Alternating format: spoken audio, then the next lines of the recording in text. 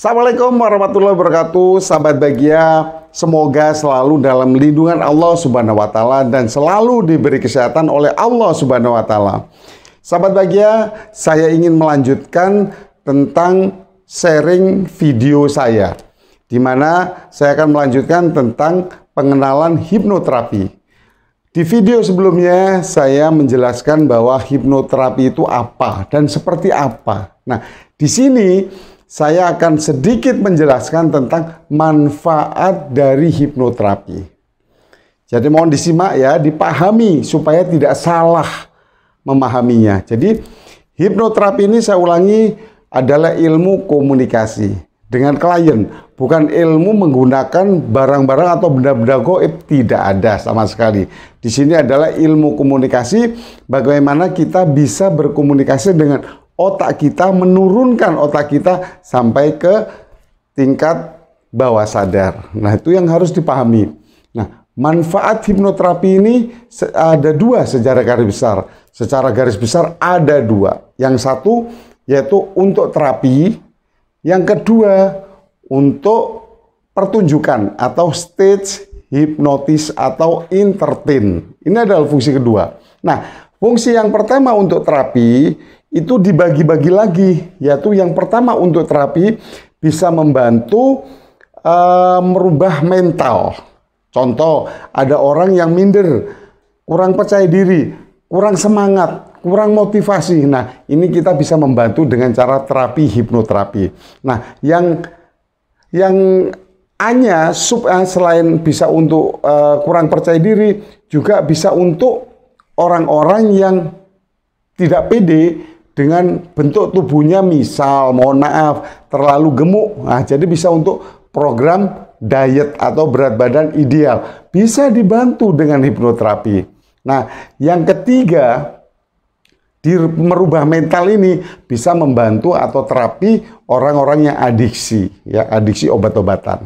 Ya, ini sejarah sub dari manfaat hipnoterapi yang untuk menterapi. Yang kedua yaitu bisa membantu menyembuhkan orang psikosomatis. Seperti apa orang psikosomatis itu? Banyak, misalnya tentang tiba-tiba darah tinggi atau darah rendah. Bingung tuh, stres. Kok saya tiba-tiba darah tinggi, kok saya tiba-tiba darah rendah. Seperti itu. Nah, hipnoterapi itu bisa membantu menenangkan. Yang membantu supaya tidak cemas dengan kondisi itu. Nah, juga bisa untuk terapi namanya penyakit alergi, yaitu seperti asma. Nah, tadi saya ada yang terlewat bahwa hipnoterapi ini juga bisa digunakan untuk terapi orang-orang yang fobia. Takut apa kek, jadi bisa kita bantu dengan hipnoterapi. Selain fobia, ingat juga bisa dibantu untuk orang-orang yang susah tidurnya atau insomnia, susah tidurnya, kita bisa membantu. Nah, yang pertama ini secara garis besar untuk terapi yang paling insya Allah bisa membantu, yaitu membantu orang-orang yang sudah kena kanker atau penyakit AIDS. Coba bayangkan sahabat bahagia, orang yang sudah divonis kanker, orang yang sudah divonis AIDS itu adalah penyakit yang mengerikan di mindsetnya masyarakat kita. Untuk itu kalau sudah divonis sakit itu, maka otomatis mentalnya akan drop. Kalau mental drop itu biasanya akan justru penyakitnya semakin merajalela. Ini kita bisa membantu untuk kasus-kasus terapi seperti itu.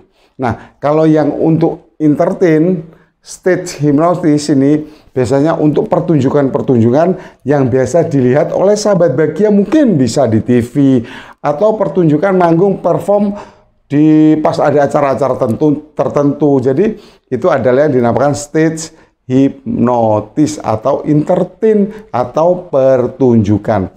Sahabat bahagia, begitu banyak manfaat dari hipnoterapi yang bisa membantu orang-orang yang sudah saya sebutkan di atas. Maka dari itu, berpikirlah selalu positif.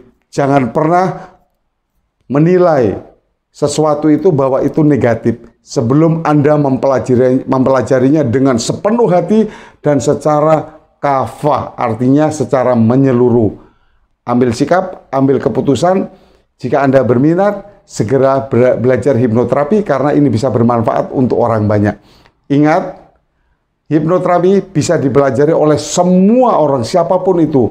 Bukan orang-orang yang katanya berbakat. Bukan. Jadi semua orang bisa mempelajari hipnoterapi. Tergantung pada niat Anda untuk belajar. Mudah-mudahan sekilas dari saya ini bisa bermanfaat. Next akan saya jelaskan tentang hipnoterapi lanjutan dari fungsinya ini.